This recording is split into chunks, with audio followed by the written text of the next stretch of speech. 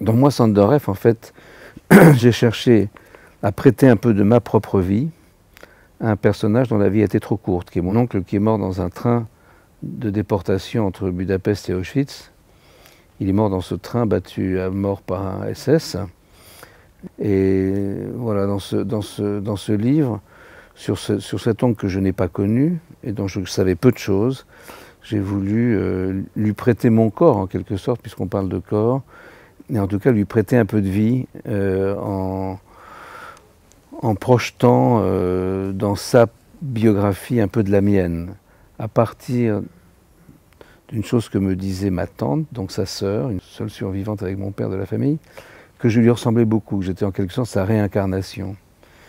Alors, voilà, c'est une sorte de, oui, de méditation sur la réincarnation, sur la possibilité pour un être d'en prolonger un autre, pour un corps d'en reprendre un autre.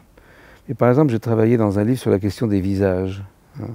Je pense que les visages sont dans une très grande quantité. Les visages humains, ça semble une variété infinie. En fait, c'est une très grande variété, mais elle n'est pas finie, elle n'est pas infinie. Je suis sûr qu'il y a des visages qui se répètent exactement, qu'on peut voir aujourd'hui, rencontrer des gens qui ont eu exactement le même visage au XVIIIe siècle ou à une autre époque.